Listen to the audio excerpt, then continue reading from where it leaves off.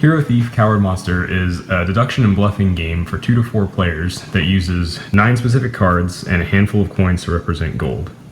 Each card has a name, 4 character values that represent heroes, thieves, cowards, monsters, a player ability, victory points, and a global ability. To set the game up, we shuffle the 9 cards and deal out 4 stacks of 2 cards each,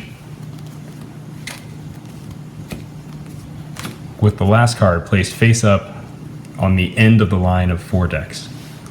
The face-up card represents the lair, which is the home of essentially the monsters in this little universe. For every player playing, take 2 coins and assign it to them. In this case, I'll set up for a 2-player game.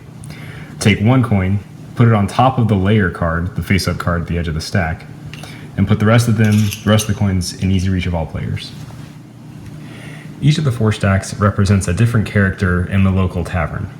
The stacks can represent either a hero, a thief, a coward, or an agent of the monsters that are attacking your land. The goal of the players is to determine which stack is the hero. Hero Thief Coward Monster is played over a series of rounds. Each round consists of 5 phases. The goal of the game is to get 7 victory points. The first phase is setup, which I've already performed in this video. The second phase is bidding, in which each player would secretly take a number of coins and choose to bid them in order to buy information in the interviewing phase. Spending 1 coin will allow you to look at 2 distinct cards in any of the 4 piles during the interview phase. In this example, let's assume that player 1 chooses to bid 1 coin and player 2 chooses to bid both of their coins. The player with the highest bid, in our case player 2, will go first. On player 2's turn during the interview phase, let's say that they choose the second stack. The first thing that they want to look at is what each of the values are in this stack. The goal of the game is to determine which stack represents the hero. To do that, we look at the hero values on both cards and sum them up. Each of the cards will have numbers for each of the 4 character values on the card. The card with the highest hero value, or the stack with the highest hero value, will represent the hero at the end of the game. In this case, there's a hero value of 5 in this character deck. This is a very high chance that this is going to be the hero at the end of the game. So player 2 decides, that's good, I'm going to go look at 2 more cards.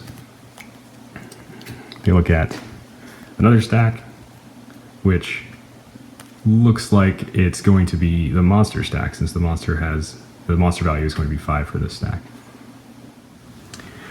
Player 1 would repeat this process, however, they would only be able to look at 2 cards. During the interview phase, a player may choose to use the player ability on the revealed card that they are currently looking at and end their turn immediately. Most of the player abilities will either help you or hinder your opponents.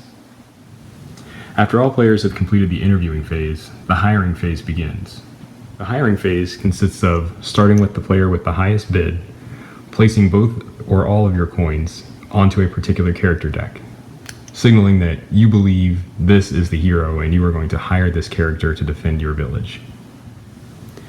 After all players have placed their gold onto a particular character deck, the hiring phase ends and the scoring phase begins. During the scoring phase, all the character decks are revealed and their character values are totaled. Each deck is evaluated to be a character, starting with hero, then thief, then coward, then monster. In this example, 2 of the decks are tied for their hero value, the leftmost stack and the second stack. In the event of a tie, the stack furthest from the layer card is considered to be the character in question. So in this example, the second stack will be the hero. If any of the players bid on the hero, then that is considered a round win, and they gain the victory points denoted on the layer card. In this example, 2 points. They would also be able to take back their money that they bid and be able to split the money in the layer. Bidding on the other characters have different effects, but that is too much detail for the purposes of this video. After scoring is completed, if any player has over 7 points, the game ends. Leftover gold may be converted into points, and there are tiebreakers in effect in the event of a tie. However, those are too much detail for the purposes of this video.